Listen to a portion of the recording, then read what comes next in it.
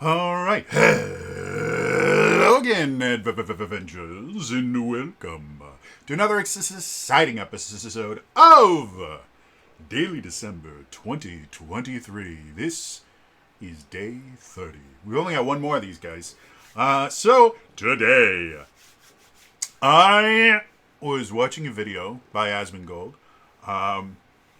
For anyone that doesn't know the name, Asmongold used to be a really, really big WoW player, World of Warcraft, and he helped found OTK, which is I don't even know what OTK really is considered anymore. It's a group of people with like Mizkif and Asmongold and Emiru. Um, he now has broadened to just a lot. He plays games on online, um, and he has a very particular. Trying to think how to say this. I guess style would be the best thing. Um, and I've never been able to figure out if it is kind of like a Dr. Disrespect thing, where, for people that don't know, Dr. Disrespect used to be a Twitch streamer. Now he streams somewhere else. I don't know where. But he was this very intense, like very aggressive person that played like Fortnite, I think, was one of the games he used to play. And it's all an act. The person that actually portrays Dr. Disrespect doesn't believe 90% of the stuff he's doing. He's an entertainer and he's put on a character. For Asmongold, I don't know if he is actually the person that he portrays or if he accentuates some of it because he is an entertainer. You know, anyone out, like I'm an entertainer. Anyone that makes YouTube videos, we are entertainers. And I do not have a problem with anyone exaggerating things or changing like minor details for entertainment value as long as people understand that this is entertainment. It's kind of like stand-up comedy. Most of the situations that stand-up comics that do more kind of storytelling style comedy tell you are not true. Parts of those stories more likely than not did happen, but they exaggerate different parts of it because it's funnier. And everybody understands that. Everybody agrees that it's perfectly fine because it's an entertainment thing. So I'm perfectly fine with people accentuating things to become more entertaining as long as they're not trying to pass it off as truth. That's when I start going, okay, no, you're funny. Just admit that you're funny and that you're creating funny situations, and that's fine. So back to Asmongold. I don't actually know if the person he portrays online is 100% him or kind of a character that he hams up for entertainment value. But he was reacting to a video that I'll find his reaction and put in the link below so you guys can watch it. Asmongold is a bit hit or miss for people, and what I mean by that is some people love him, some people hate him. I haven't found too many people that are in the middle. It's like, he's okay, but he's not my.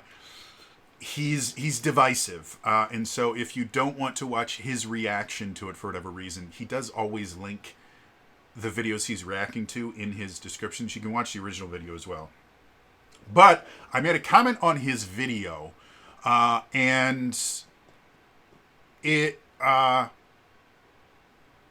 kind of clued me in to a problem that's been happening in AAA for AAA games for well over a decade at this point, and has started creeping into the tabletop RPG market, and that is. AAA game devs do not design games for their customers. They design games for journalists. And the fact that customers buy them is a happy side effect. So what do I mean by that? I mean, they were talking about, the video itself talks about how Path of Exile 2, which apparently is already in alpha or has been alpha tested at least, is already, in its alpha stage, a better game than Diablo 4. Diablo 4 made by one of the pioneers of the genre, to the point where for a long time kind of loot-based action RPGs that were isometric were all just called Diablo clones. They pioneered the genre with Diablo, and then Diablo 2 refined it to almost a science. Diablo 2, one of the best received isometric action RPGs ever created. It got a re-release that people really, really liked because, surprisingly enough, Blizzard wasn't able to completely destroy it like they've done with every other one of their titles. And then Diablo 3 came out, and it was very polarizing for a number of reasons, a lot of which were it was not a particularly well-designed game when it first launched. By the time that Reaper Souls, the only expansion for it, came out, it was actually a good game. I enjoy Diablo 3. I own it on PC, and then I got it on my PS5 because I like playing with a controller. And the PC version was never, they would never allow controller support in the PC version because it's a different game. Diablo 4 comes out, and it's kind of a hot mess. The first act, which was released as part of an open beta so that a lot of people got to play it, the first act is actually pretty decent. Everything after that is progressively worse. And not like, oh my god, it's just the worst game. It's just a boring ass game. Doing anything in it, even just completing the main story quest in it, feels like a slog. Everything just feels very boring and very forced. And when you get to the end game, which is where a lot of Diablo-like games really start to shine because you can start experimenting with different builds and things like that, it just becomes even more of a slog because you have to get very specific items in order to be viable at all, and there's these huge kind of power jumps that will punish you greatly if you're not using a perfectly synergized build, and it's just not a fun game. And Asmongold brings up the fact that they had all these he mentioned specifically something to the effect of Blizzard focuses on things that people just don't care about. And he mentions them doing all of this research into a specific culture so that they could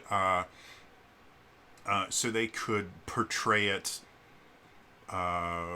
consciously. I can't think of the word I want to use, but so they can portray it without people getting mad at them effectively. And they put this huge emphasis on how accurate this thing is, and that.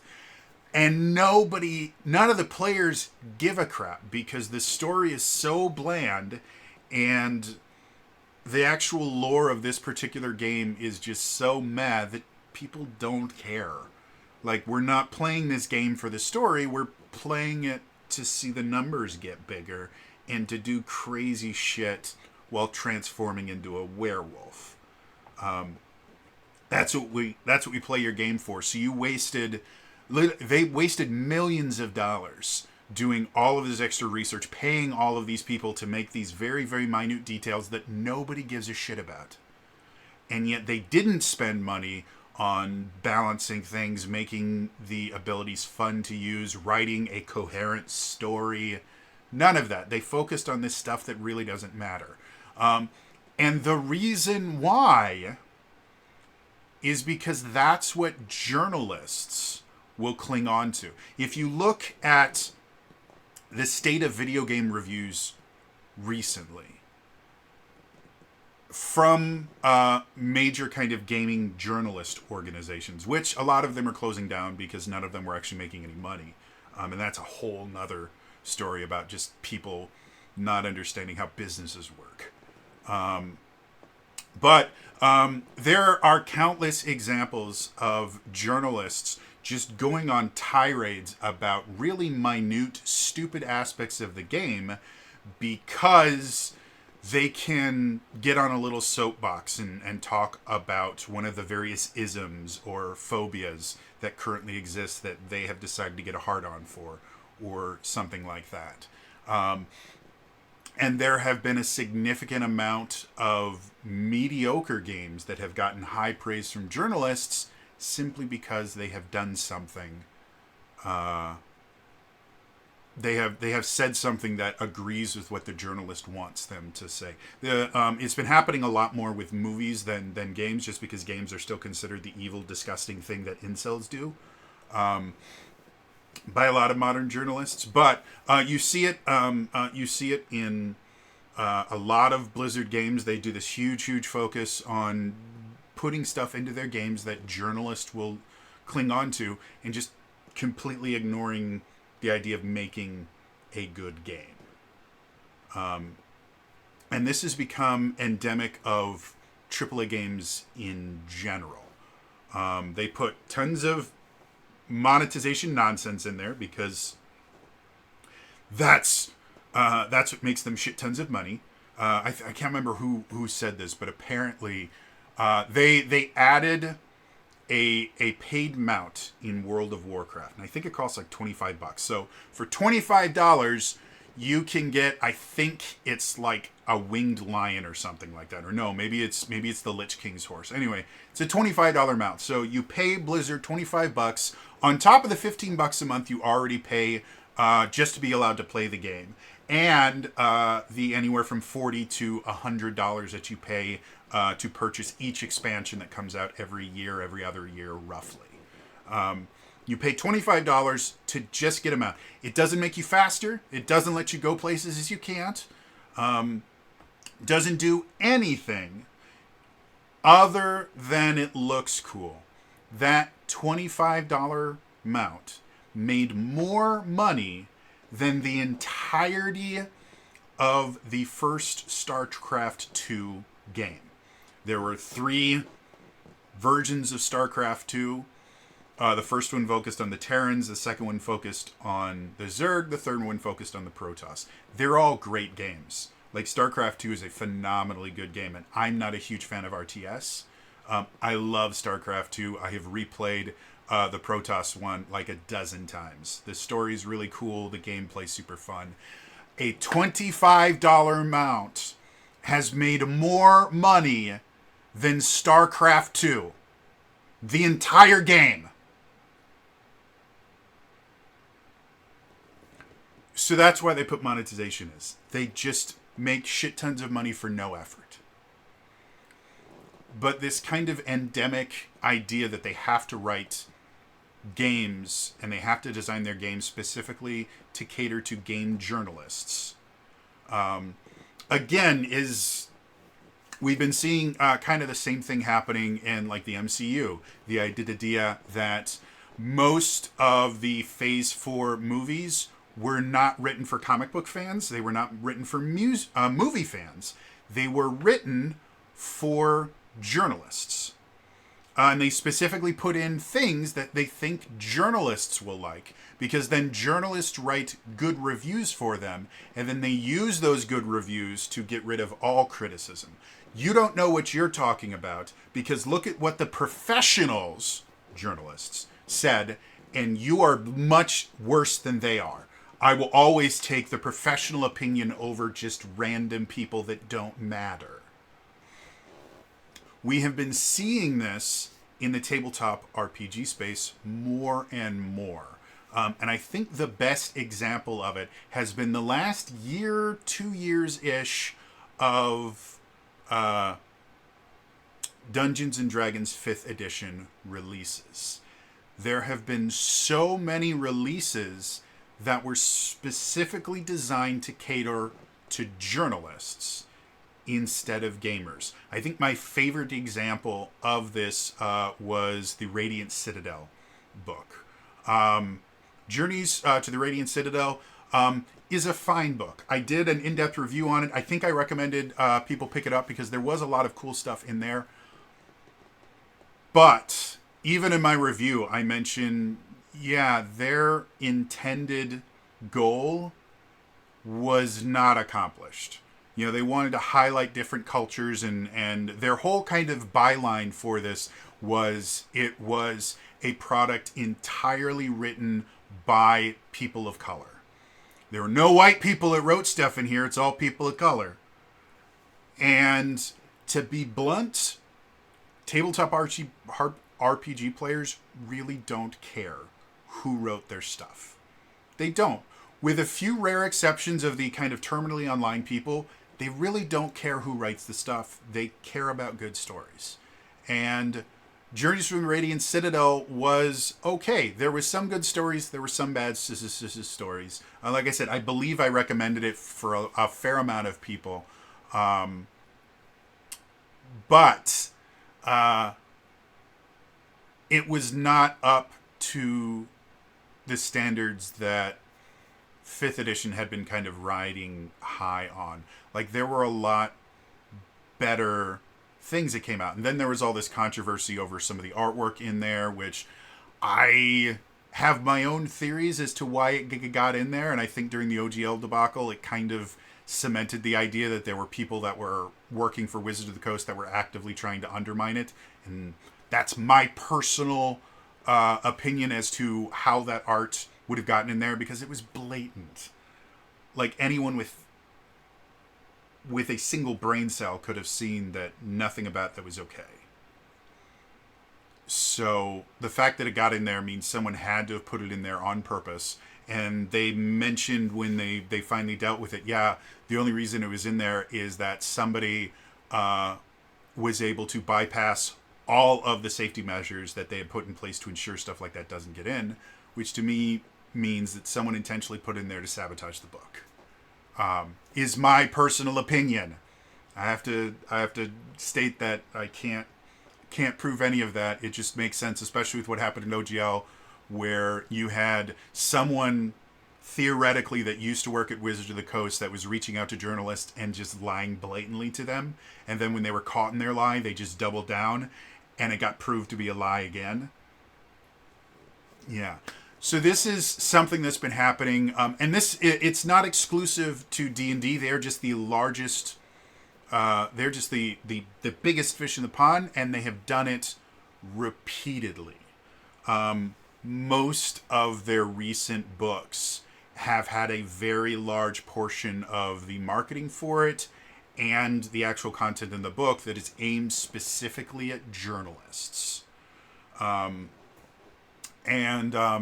We're seeing it in other groups as well. Like, really good example recently, Kobold Press has released their new gaming system. It's Dungeons and Dragons, where they changed some words. And that's it. This does not help their customer base in any way, shape, or form. It does not give them a better gaming experience. It does nothing. It doesn't help them in any way, shape, or form. Like, you could argue, and we'll talk about this when I talk about Paizo in a second here. You could argue that distancing themselves from the OGL would give them, better creative control, or let them be able to do things that they couldn't being tied to an OGL or something like that. Now that the OGL, or now that 5th edition is now Creative Commons, the SRD is Creative Commons, there is no benefit to not using it. It is one step below public domain. So actively changing things just so that they don't use similar words to Wizards of the Coast products, and not changing really any of the mechanics or anything like that, that will not have any benefit for the company itself. It will have no benefit for their players. The only thing it does, it makes them look good to journalists who don't like Wizards of the Coast. And that's it. And that's the entire purpose. The same thing is happening with Paizo right now. I think I mentioned during the whole OGL debacle, the idea that Pathfinder First Edition will never be able to separate itself from the OGL, because Pathfinder First Edition is Dungeons and Dragons Third Edition. It's the exact same game to the point where you can use most of the stuff from 3.5 in a Pathfinder game, and no one would be any wiser. There's a few name changes, and they make some minor quality of life changes. Which, to be honest, if you enjoy D&D 3.5, the quality of life changes in Pathfinder are upgrades. Like, they did do some minor improvements, but it is D&D 3.5. Like, there's no way they would have to literally rip out the entire system and start brand new if they wanted to find a way to no longer be beholden to the OGL for Pathfinder 1st Edition. Pathfinder 2nd Edition was still massively used the OGL. They took a lot of content from 5th Edition, and then they took a lot of content from 3rd Edition. They completely ignored 4th Edition, which never made sense to me because 4th Edition sold better than 3rd Edition, and most of the stuff that people really like about 5th Edition came from 4th Edition. A lot of the stuff that people like about Baldur's Gate 3 came from 4th Edition. Yeah,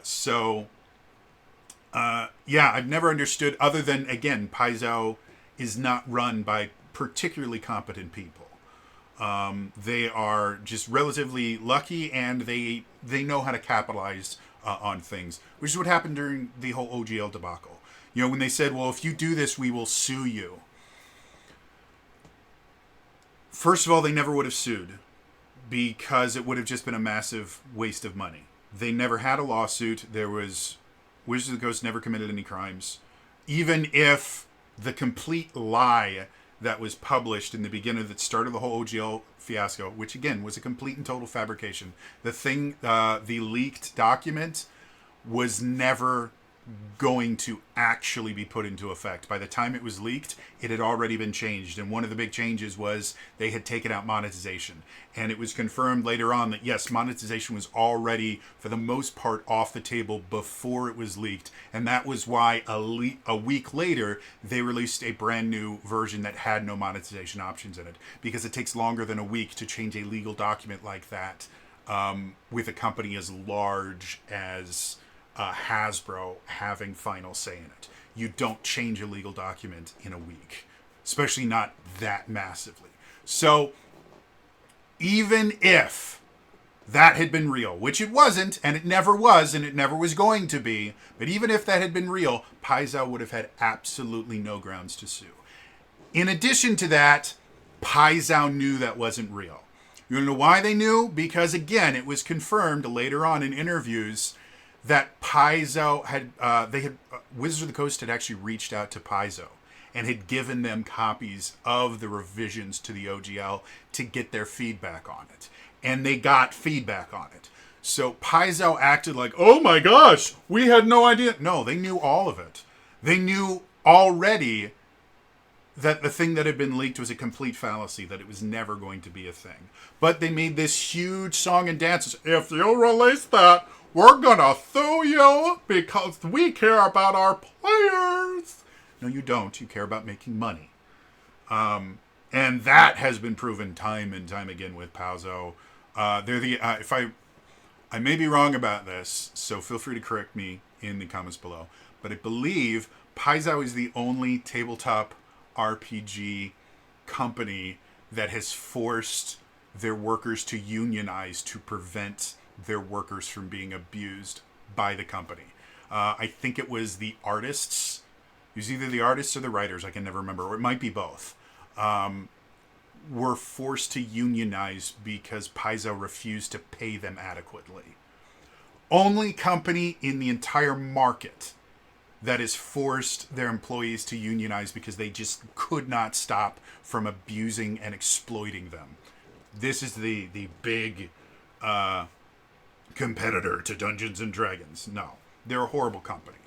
That being said, I did mention during that whole fiasco, Pathfinder 2nd Edition, there was enough there that was different than the OGL that if they made some modifications, they might be able to actually kind of excise all the OGL content and have a truly unique RPG from a legal standpoint. Nothing in Pathfinder is unique in any way, shape, or form. They just steal ideas from other people, which, another thing, that's kind of how most creatives work. There's a really great as in it's a really well-known thing that there's only something like 7 or 11 different stories that you can tell. And every story, every movie, every television show, literally all of them boil down into one of these kind of 7 or 11 archetypes of stories. And you just kind of borrow things from different things. You add your own little twist to it, but it's a giant thing of not really plagiarism, but taking inspiration. Jazz, one of the things I always enjoyed about jazz is jazz, if you take someone else's lick, as long as you don't try to claim that you created the lick, and if you're not familiar with, a lick is just kind of a phrase in improvisation. So if you take someone else's lick and use it in one of your songs, that is considered a compliment. Like I said, the only kind of clarification to that is the idea that if you try to claim that you wrote that or that you came up with it, you'll be lambasted in the jazz community. But it is expected and praised for jazz musicians to not only listen and support other jazz musicians, but to also learn their songs and incorporate other people's music into your music.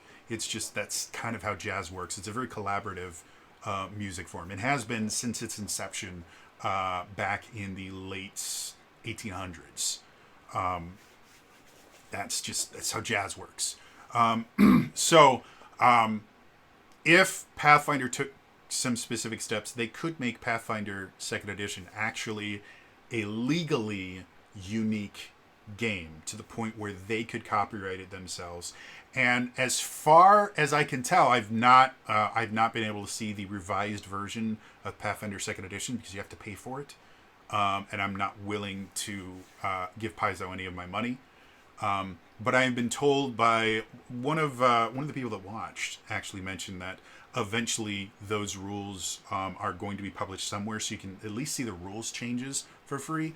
Obviously, they're going to lock a significant amount of new content behind a paywall, as they should. You know, if they create new content, they should get paid for it. But I'm going to kind of reserve judgment on the revised version of Pathfinder 2nd Edition until I actually read what the new version is.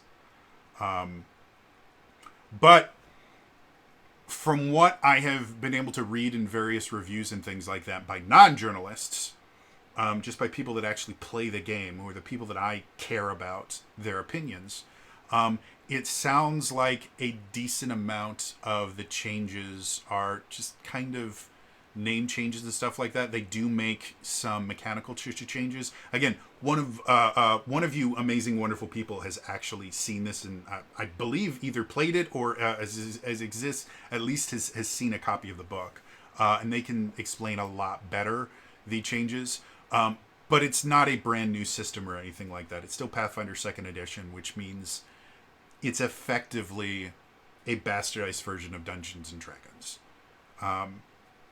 So why would they put all of this effort into making these changes that aren't really giving their games or giving their players a better game? It's not going to make them any more money because they weren't paying for the OGL before. They're not paying for it now. And now that it is Creative Commons, they can actually use as much of it as they want and never have to worry about anything. You can't revoke Creative Commons. It's written into the license itself. The only thing you can ever do with a Creative Commons license is you can modify the license to be more open as the license evolved. Like the Creative Commons 1.0 license was extremely restrictive compared to the 4.0 license that currently exists. If you want to take a product that was published under Creative Commons 1.0 and update it to 4.0, that is allowed within Creative Commons, because the only thing that does is makes it so more people can access it. But you cannot take a Creative Commons, let's say just like a Creative Commons attribution license, which means it's Creative Commons, so you can use it, but anytime you use the stuff, you have to attribute it to someone else. And you can't republish that exact product but changed the Creative Commons from just attribution to attribution non-commercial, because non-commercial makes it more difficult. However, if you have something published under Creative Commons Attribution Non-Commercial and you want to republish it under Creative Commons Just Attribution, you are allowed to do that. That's how Creative Commons works. It's one of the reasons why it's such a great copyright system. Or copyright license. Sorry, it's not a system, it's a license. So everything that Paizo is doing right now is not helping their audience. It's making things more difficult for their audience, because now they are forcing their audience to buy brand new books. It's somewhat helping them because they're basically able to republish the same thing with some minor changes and make money off of it. But I sincerely doubt the amount of money they're going to make on the revised second edition is going to be enough to justify the amount of work that has to go into marketing it correctly, that had to go into reprinting the books, designing new layouts and stuff like that. Like that stuff, the non-game design stuff, is remarkably expensive. The game design stuff is expensive as well, but again, they didn't make massive changes, so it's not like they're creating a new game. So why are they doing this? Because journalists will write glowing reviews about it. And that's what they're writing this for. That's what they are creating. And we're starting to see this more and more and more and more across the tabletop RPG market. Every single new RPG that, or not every single, but every single big RPG that makes it to market now has a section on session zeros. I've mentioned this before. I think session zeros are a great tool for GMs. I do not believe they're the be-all, end-all of anything. Every single big RPG that hits the market has a section on safety tools. Again, I am not anti-safety tools. I think they're absolutely fabulous, and I have used safety tools in my RPGs to relatively good effect. I had one game I was running for Zelda Universe where one of the characters had a specific type of bad thing happen to their character that YouTube gets real squirmish if we use the words for it. But it was bad, and it involved another person doing bad things to them in a way that they shouldn't have. And I'm trying to come up with other ways. If you know, you know. But it was naughty bit. It was naughty times without consent. We will put it that way. Really, really heavy stuff. Something that can be very triggering, and I don't mean triggering as in, oh my god, pumpkin spice before September. Oh, I'm so triggered. No, I'm talking about the actual psychological term triggered that refers to PTSD and other anxiety related disorders. It's not something you want to do lightly. And so me and this player sat down and we had a conversation about it. And I talked with the rest of my players and said, hey, we're going to be doing this in the next few sessions. And I want you guys all to be aware. If anything gets too intense, just let me know and we'll cut to black. It'll be simple and easy. I just want everyone to know that this is what's going on.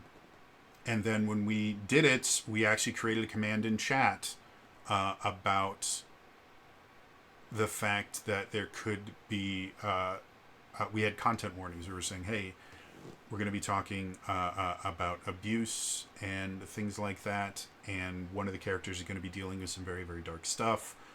If this is something that you don't believe you can handle, please do not feel bad about missing any of the episodes. I always do a recap at the beginning of the show. So don't worry about missing anything really, really important to be able to continue watching. We will find ways to keep you informed without that. Oh, and by the way, if you've made the decision that this is not something that you can handle, do not feel bad about that. The fact that you know where your limits are is an incredibly amazing thing that a lot of people don't know. You should be extremely proud of yourself knowing where your limits are and being able to take steps to protect your own mental health. That is an extremely difficult thing to do. So congratulations. And then we played the games and they went really, really well. So I'm not saying that safety tools are bad or anything like that. I'm not one of those guys like, these woke people are just throwing at our garbs. I think I should be able to do whatever I want with NPCs because they're not people. No, I'm not a big fan of that. As a survivor of abuse, specifically the naughty, non-consensual kind, I have the utmost respect for anyone that decides to use safety tools. These games are not putting safety tools in there for their players because, again, these safety tools are literally everywhere. And the fact that you are reprinting them in your book, a lot of times the safety tools that are printed in a lot of these books are not particularly well described. And some of them will even just say, by the way, go look at this other thing. That is not a benefit for your players. That is a benefit for journalists. So that the journalists, when they're reading them, can go, oh, look, they put safety tools in there. They care. Bragging about using your diversity consultants, or I can't remember what they're called now. It's not a diversity, sensitivity. There we go. Sensitivity consultants. Do I believe sensitivity consultants are bad or evil or anything? Absolutely not. Making a massive part of your marketing push, look at the sensitivity consultants that we used. We are very sensitive. That is not helping your players. That is written for journalists. And because of that, we have seen a remarkable dip in the quality, definitely of Dungeons & Dragons. And we have been seeing a dip in the quality of literally most of the big games have seen this massive dip in quality because they are focusing entirely on, we need to make a product that the journalists will like, because they attribute journalists liking it to sales, which is not a crazy connection to make. In the video games industry, developers and the designers and coders and things like that get bonuses based on their Metacritic score. This is written into contracts. If you get at least an 80 Metacritic, you will get a bonus. That is entirely based on what the journalists say. So they have incentivized everybody in the company to not care about the actual sales of the game and only care about what the journalists say. Because if the game itself makes $20 billion, the people that are making the game see none of that. All of that money goes to the higher-ups, and to be perfectly honest, the majority of that money actually doesn't go to the higher-ups. It actually gets reinvested in the company into making new games and stuff like that. A lot of it gets reinvested in marketing, hiring new staff, the things like that. It's very rare that these companies are taking the profits from a game and giving it to their CEOs. And everyone goes, what about all those crazy bonuses? Here's a do not tell anyone that I'm telling you the super secret insider business information. Okay? Shh, come in close. Shh. Don't tell anybody. Bonuses for high-ups are factored into the budget before any products are released. If they don't give out a bonus, they consider that extra money. The bonuses are part of their compensation package when they are hired. They call them bonuses. They're guaranteed pay. You have to really, really screw up to not get your bonus. And effectively not getting your bonus is considered a penalty. The bonus has never been considered a reward. So, the idea that, these guys are getting all these bonuses because the game's getting... No, they were going to get the bonuses no matter what, because it's part of their contract. The only time they don't get their bonuses is they are penalized by not getting their bonus. They basically take a pay cut if they don't get their bonus, because that is part of their compensation package. It's how it works, folks. It's always been that way. So, Games are the people that actually make the games are highly incentivized to make games for journalists, not for gamers. And we're seeing the same thing happen in the tabletop RPG space, just not quite as widespread because unlike the gaming space where you actually have quite a few very large studios. When you compare large studios in the gaming space to large studios in the tabletop RPG space, there's only one large studio in the tabletop RPG space, and that's Wizard of the Coast. Everyone else is considered a small studio.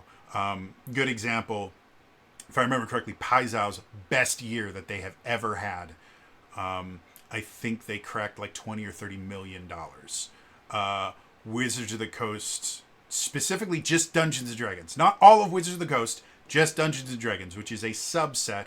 I think their most recent statement, and their profitability has been going down the last couple of years. Most recent statement was somewhere in the neighborhood of like Wizards of the Coast itself did like 1.2 or 1.4 billion dollars, and the Dungeons and Dragons of that part of that was somewhere in the neighborhood of like 300 or 400 million. So Paizo, their best year ever, not even 1% of Wizard of the Coast's profits. It's just not that. And then if you just consider them competing with D&D, we're talking about less than 10%. Was their best year ever, and they're the biggest thing in them. They're not. Everybody in the tabletop RPG market is vying for second place because Dungeons and Dragons is so far beyond them that it's just not possible. And I'd love to see that change. Is not again. I don't think Dungeons and Dragons is a bad game, though the quality's been going down for a while. So one of the reasons why I haven't been doing reviews of their new books, partially because I don't think people want to see it on this channel. I own all of them. I own every single 5th edition book. But I haven't been doing reviews on them just because, again, I don't see people wanting to see them, and the quality's been going down. It's not been great stuff that they've been putting out. It hasn't been horrible, don't get me wrong. It's not been good. And we're seeing it kind of across the market. Again, Pathfinder 2nd Edition has been an epic fail for a couple of years. People started abandoning it, I want to say like a year and a half, 2 years ago. The people that were really, really into Pathfinder 2nd Edition just started abandoning it in droves. And they didn't go back to Pathfinder 1st Edition. Some of them went to D&D. Some of them just went to different systems because we are blessed with just a proliferation of RPG systems right now. The Powered by the Apocalypse is huge now. They've started acquiring. There have been quite a few companies that have been acquiring licenses, like Avatar. There are like the Star Wars RPGs were real popular for a little bit until. Was it Fantasy Flight screwed everything up, and now you can't get them anywhere because the company that owns the rights won't reprint them. Colville's making something. Fabula Ultima came out. There are constantly new RPGs that are coming on the market, and so Pathfinder First Edition is still relatively solid. It is bleeding players. Pathfinder Second Edition is bleeding players massively, just absolutely hemorrhaging players because it's not a great system. And again, it was written for journalists, not for players. We're seeing like the White Wolf games are just getting progressively worse and worse. The new Shadowrun, I can't remember if it's 5th or 6th edition is what Shadowrun is currently in, has been blasted by a lot of people because, again, it tried to take some hints from 5th edition where it simplified a lot of things, did that poorly because Shadowrun has never been a simple game. And then, again, they started writing things for journalists instead of players. We're seeing this all across the market. And the one thing that is starting to make me hopeful, because, again, we're seeing this across all of entertainment. Movies are doing it. Video games are doing it. Television is doing it. tabletop RPGs are doing it. Everybody is writing for journalists instead of writing for their actual audience. And due to just massive fuck ups over the last few years about things that we're not allowed to mention, we are watching as video games journalism is almost completely dead. Most of the big companies are firing off the majority of their staff. And most video game journalists are now no longer employed as video game journalists, which I do not particularly feel bad about. I feel bad for anyone that's unemployed. I was unemployed for many years before I was finally able to win my disability case. It is not an enjoyable experience. However, the reason these people are unemployed is because they were not only massively bad at their job, but they tried to use their position as journalists to force people to do the things that they wanted. And they became very power mad and very power hungry, and then it all blew up in their face. The same thing is happening with actual journalism. Most news companies are firing staff left and right because journalists, for the most part, have not been doing their jobs for like 40 years. And it's just now come to the point where information is free enough that we can find out that they're blatantly lying to us, that people have been able to start realizing, oh my God, these people are telling me flat out lies and I believed them. One of my favorite things in the world was when people started realizing, I think it might have been during the end of Obama's term, or it might have been sometime during Trump's term. They found out that journalists will blatantly lie. And they go, oh my God, the state of journalism nowadays. No, they've done that since like the 60s. The idea of journalists being truthful. If you go all the way back to the turn of the 20th century, there's a really great movie turned into a stage show that is good. I like the movie better. They made some changes for the stage show, again, for journalists that I don't think translate super well. But the stage version of Newsies is still really good. I just prefer the movie version. I would have preferred to see that just get translated to stage instead of changing everything around. But anyway, so Newsies was basically about the idea that these newsies, these basically homeless kids, were going out and selling newspapers, and that's how they made their living. They would buy them for a penny a pape, and then would sell them. Would sell them for like a nickel or something like that. I can't remember what the actual thing was, but that's how they made their money. And so what Pulitzer and Hearst, so Joseph Pulitzer and William Randolph Hearst, who owned the two largest newspapers in the world at that point, did was they just increased the cost to the newsies. I think it was like, instead of 10 cents for 10 papers, it was 11 cents for 10 papers. And that's all they did. And it turned into this huge thing. But one of the things they talk about even back then was the idea of yellow journalism.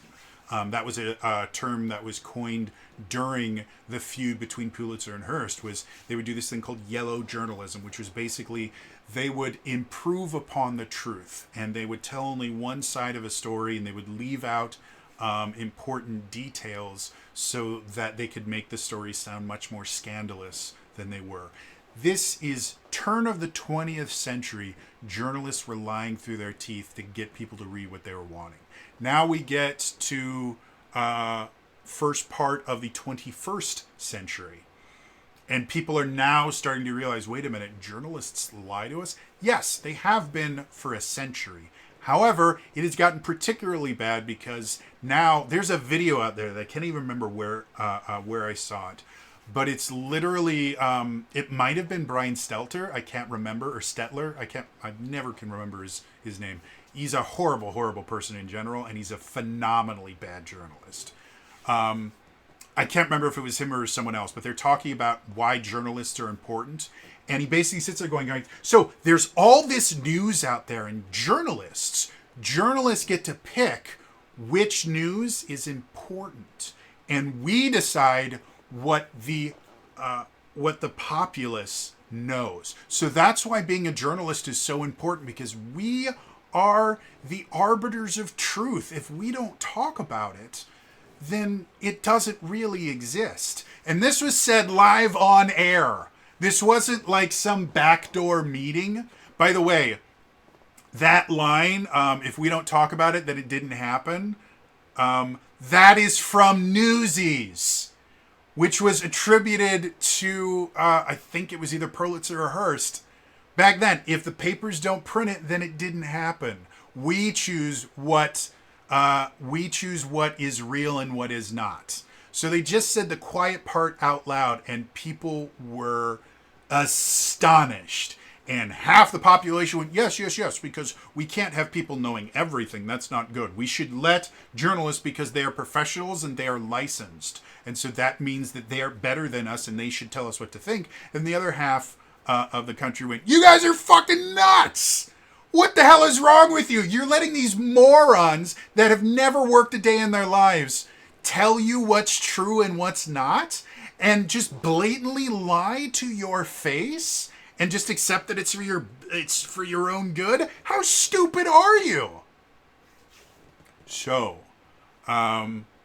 because people are finally waking up, and this is people on both sides. It used to be that it was just the conservatives that would say, no, the news is lying to us. And now the liberals and the left are starting to realize, wait a minute, the news is lying to us? And it's not just Fox News that lies. By the way, Fox News, still #1 trusted news source, and has been for like 30 or 40 years. So everyone that used to say, yeah, Fox News lies, apparently they lie less than everyone else by a massive margin. But yeah, no, they all lie. Everybody in the news lies.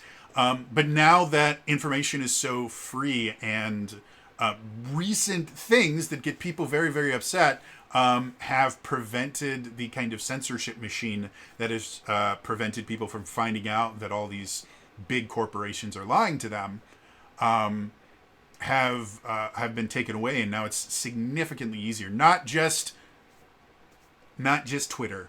I know everyone's usually go, Elon Musk is the devil. Oh, no, he's not. Get off your high horse. However, it's not just the fact that Twitter is no longer run by the censorship brigade.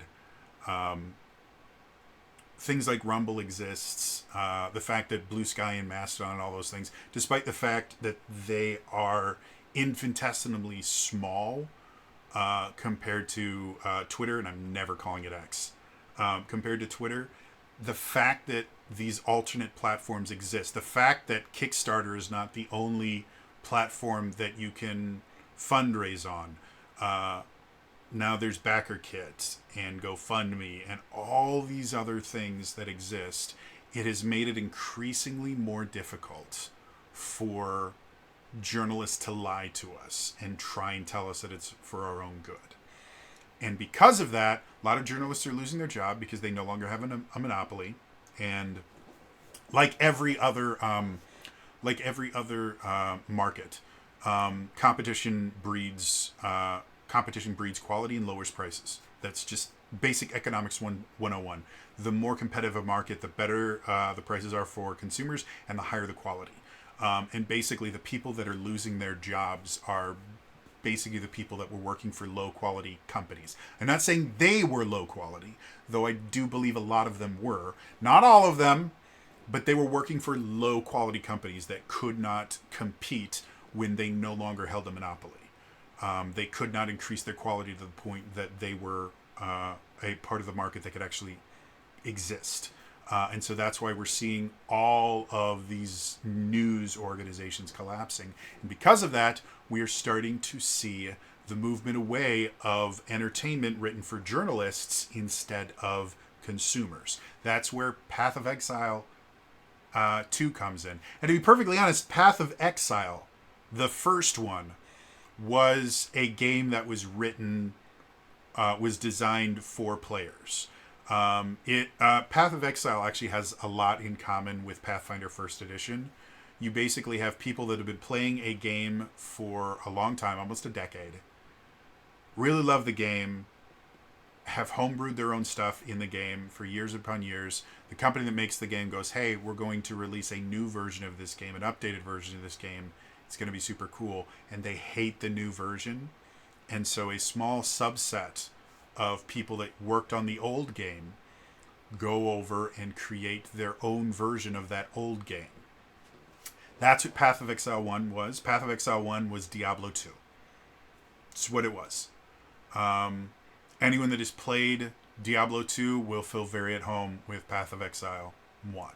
The same thing was true about the origins of Paizo and Pathfinder. It was created by former D&D creators to basically continue supporting D&D 3.5. And the initial version of Pathfinder was positive.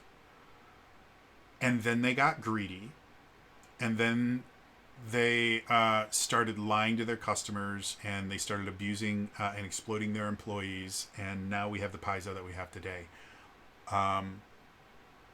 Grinding Gear Games, the people that make Path of Exile, have not gone down that path. I will say, the game itself is free to play. I play Path of Exile. I play it on my PS5 actually because I like it better. I like it better with a controller than I do with a keyboard and mouse, because anything with a mouse is a pain in the ass. Path of Exile is free to play, but they have a massive cash shop that is bad. The only thing you can buy in it is cosmetics and some things like bank tabs and stuff like that. So the bank tabs are remarkably useful. They're also fairly priced.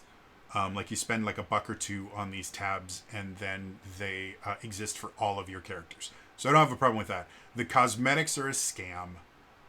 It costs like $20 or $30 to get a single outfit that only one of your characters can wear at a time. It is not like you can deck out all your characters in the same gear or mix and match it. No. One copy of these cosmetic items that do nothing in the game but make you look different. So that aspect I'm not a huge fan of. But Grinding Gear Games, to their credit, has never locked a single bit of playable content behind a paywall. It has always been free. It will always be free. And it is an impressively dense game.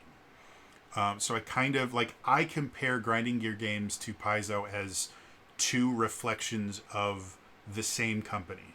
They both started for the same reason. The game that I like is getting replaced by a game that I don't like. So I am going to create my own version of that game so that people like me that like that game can continue.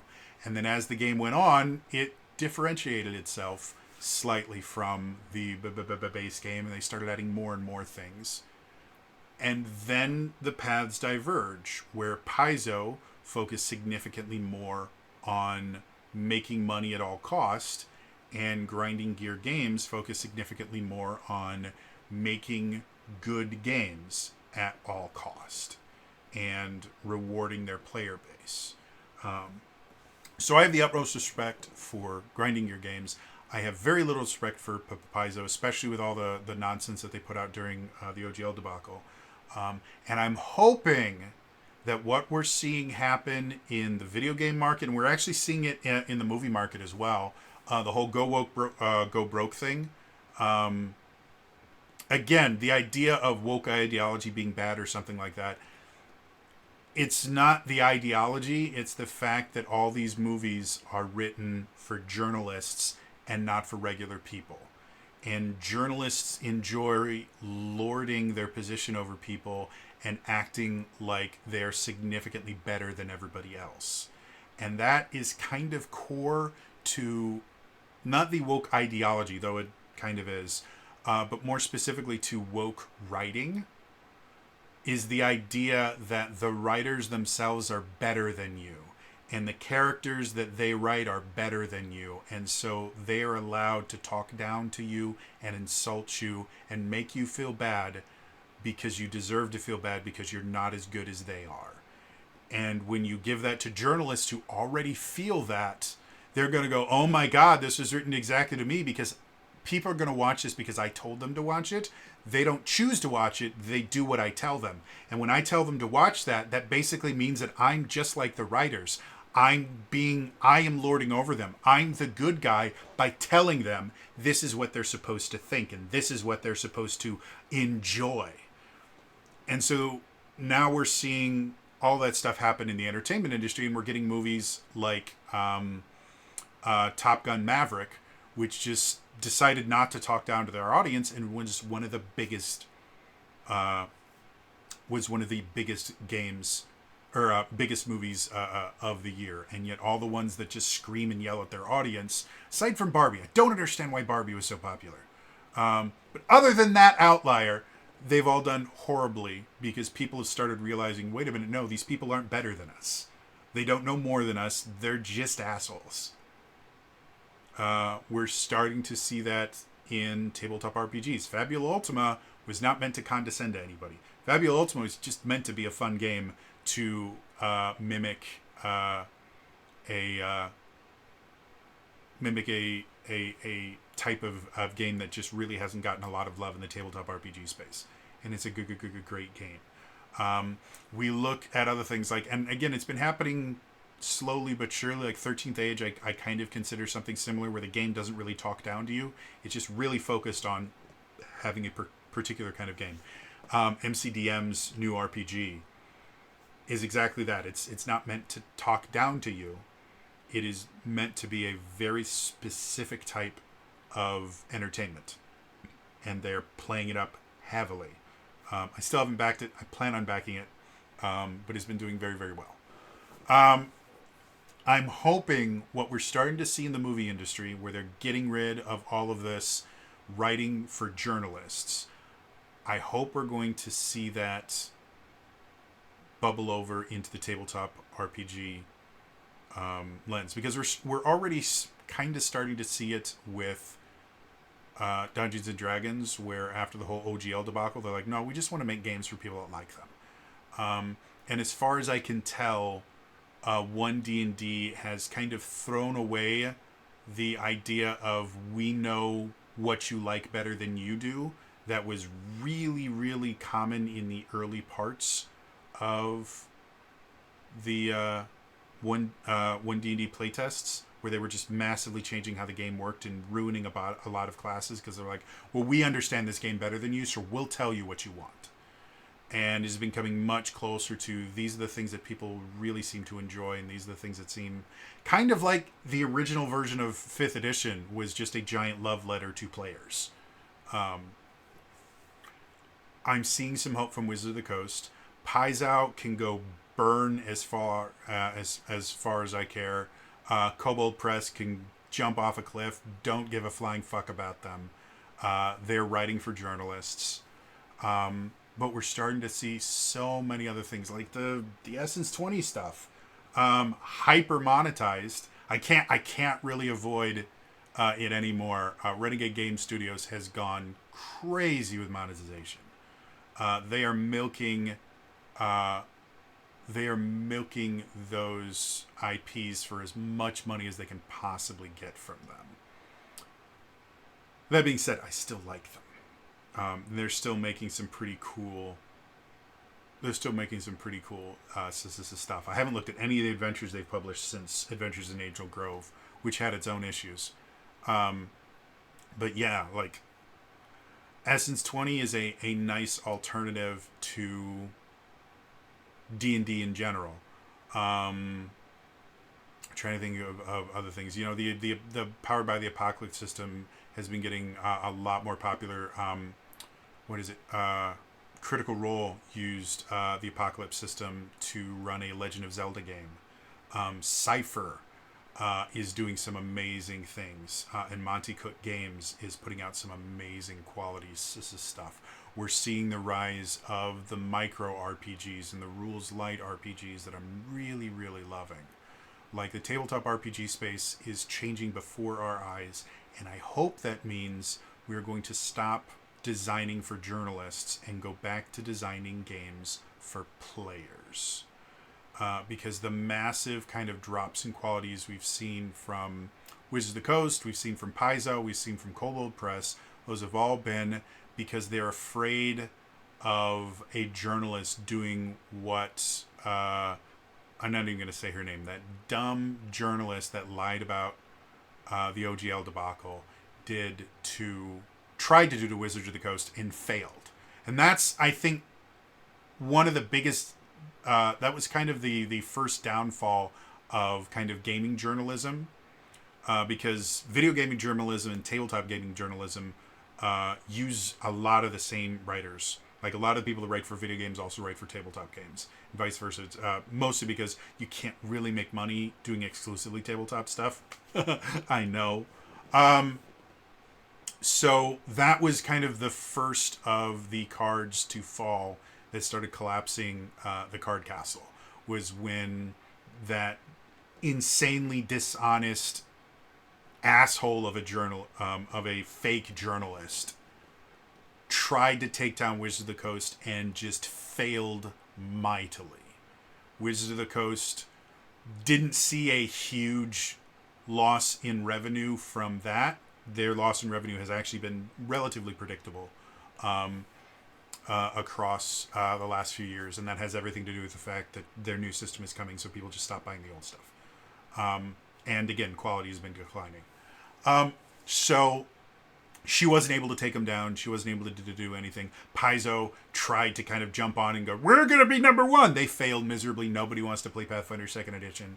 Yeah, I'm hoping that their fall will herald in a lot of people realizing that journalists don't have the power that people think they do, and that journalists think they do. They're not the arbiters of truth. They are not the people that have their finger on the pulse of society. They're overindulged babies that have never had to actually work for their supper. And I'm not saying journalism is not work. I'm saying that these particular people have never had to put the amount of effort necessary to create a quality piece. They reach for low-hanging fruit and then have been praised for it for a decade now. And we're finally realizing that we don't need to praise them for mediocre work. There are phenomenal journalists out there. Most of them are independent because working for a major corporation does not allow you to be a good journalist. It forces you to be these arbiters of truth. And journalism in and of itself is not an easy job. It is a real job. I would never imply that any job is not a quote-unquote real job. All jobs suck. This is one of the big revelations I have had from working in a few different fields and having friends in significantly more. There is no best job. Doesn't exist. There is no ultimate job. There is no most important job. There are no essential jobs. All jobs are necessary to a point. All jobs suck. Being a teacher sucks. Working in retail sucks. Is a teacher more important than the person that bags your groceries? In no way, shape, or form. Do they have different places in society and have different things that they need to focus on in order for a healthy society to function and thrive? Absolutely. Teachers are a very important part of our society, and we have seen them drop the ball for 30 years now. It's one of the reasons why our education system in the U.S. Is laughed at across the world. It's the reason that why our collegiate system is so bad that the degrees that you get are not worth the paper that they're printed on. It is a known fact in the business world, specifically in retail. If somebody has an MBA, do not give them a store. They will run it into the ground. And I watched it happen over and over again. These slick kids with MBAs, for those who don't know what that is, MBA is a Master's of Business Administration. It's considered kind of the gold standard for application-based business learning. If you are going to become a businessman, getting an MBA is generally considered your end point as far as education is concerned. Doctorates are all about theoretical stuff. So a doctorate of business is not going to be running a business. They're going to be writing writing about it, maybe teaching about it. Doctorates are about theory. MBA specifically is supposed to be a practical focused degree. And it's completely worthless. I watched people when I worked in retail come in and they would just be giving an assistant store manager position, not even a store manager position. And they would just run these stores into the floor because 99% of the stuff you learn in college, in business school, is complete malarkey written by people that have never worked a day in their lives. I know this because I don't have an MBA. I have a BS in BS. I have a BS. I have a Bachelor of Science in Business Marketing Management is my official title. It's a 4-year degree. Comes from an accredited school that was praised by Barack Obama because it does, I can't remember, competency focused learning, which is basically instead of taking a course and it's saying, in this course, you'll learn these things. Every course at the school that I went to specifically said, at the end of this course, you will be able to do these particular things. You will be able to write a budget. You will be able to use a columnar notebook. You will be able to understand and create a marketing plan for this. Like, that's every one of my classes was just a list of things I would physically be able to do in the business world. Despite that, 90% of the bullshit that I learned for my business degree is completely useless. And I knew it was completely useless when I was learning it because I had, at that point, I had, I think, 6 or 7 years, of retail experience. My brain doesn't add things up anymore. So I might be wrong on that. So I already knew the things that worked and didn't. And I knew the stuff that they were teaching me was completely bogus. And I told my advisor, I said, this stuff doesn't work. And she goes, well, what do you mean by that? I mean, it literally doesn't work. I've watched people use these particular techniques that have been praised, that have all these studies that claim that they increase profitability by so much. They're lies. I've watched people literally use these things, and I've watched sales numbers tank. None of this stuff is good. She goes, okay, that's good that you're learning that. However, if you want the degree, you need to learn what it is that they want you to learn. So I think it's fantastic that you can sit there and kind of divide things into useful and bullshit. That's great. You still have to remember the bullshit if you want the degree. And the only reason I went for my degree was I could not get a management position without a bachelor's degree. Despite the fact that, again, by the time I was done in retail, I had nearly a decade of management experience, and not just management experience. I had quantifiable growth in every store that I worked in. I had quantifiable, sustained profit growth in multiple measurable metrics. Like, that's what I did. I fixed stores, and I was very, very good at it. And I had all of this data to back it up. No one gave a flying fuck because I didn't have a fancy piece of paper with my name written in cursive. So that's why I got the degree. The degree is completely pointless. And so, yeah, teachers are fucking it up left and right. Does that mean teachers are horrible persons? No. They have been taught by a really, really stupid system for years upon years, and they keep getting told that they're the most important people in the world and that they are the one thing that's going to save this country. They're not. You want to know how I know that? Because when everything closed down, we said, teachers, go fuck yourselves, and we closed all the schools, and nobody died.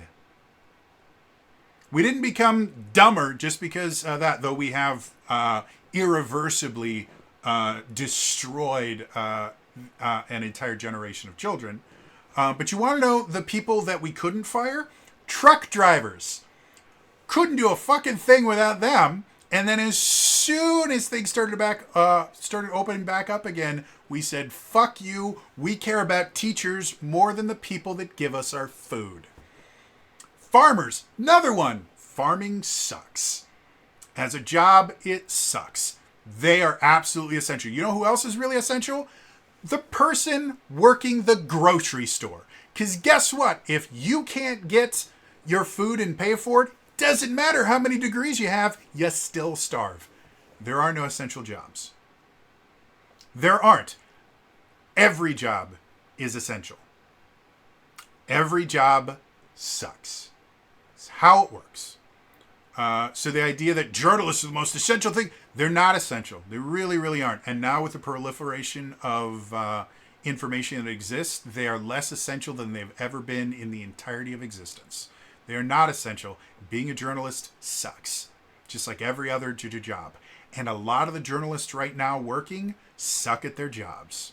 They're phenomenally bad. We have some of the worst journalists that have ever existed in the world working right now, or at least they were working. A lot of them have gotten fired, justifiably so. And then a lot of good journalists have gotten fired as well.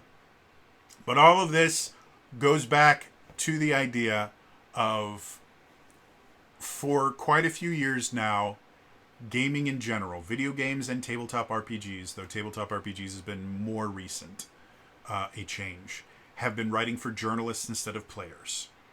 And we are starting to become wiser to the fact that all of this bullshit that they're forcing on us isn't real. And they're not better people than we are. They're definitely not better people, because we're finding out just how horrible most of these companies are. They're not better people than us. The stuff that they're writing, where they're condescending to us, where they're telling us that we're bigoted, where they're telling us that we don't think right, that we don't feel right, that we don't talk right, that we don't think right. All that stuff is bullshit. Written by people with massive inferiority complexes that are trying to make themselves feel relevant in a world where they are not. And I hope games like Path of Exile 2, games like Sea of Stars, trying to think of some other games like Baldur's Gate 3, which still had some stuff in there written for journalists. But for the most part, it was a game for gamers.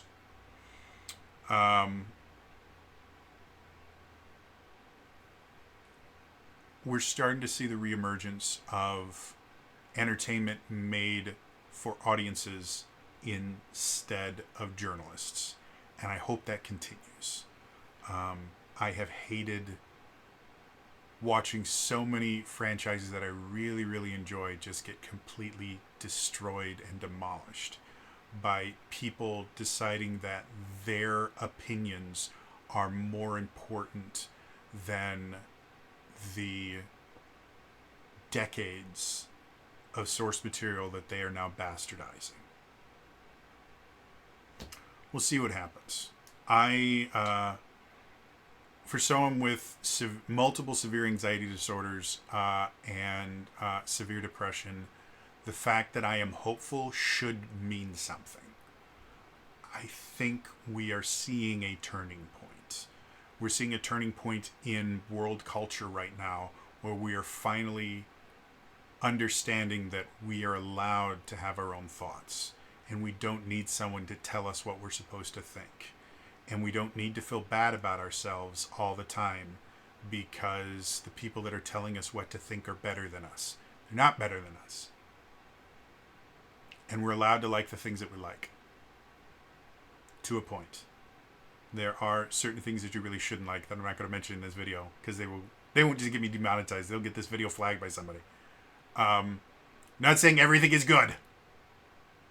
But you're allowed to like the things that you like. You're allowed to like who you like.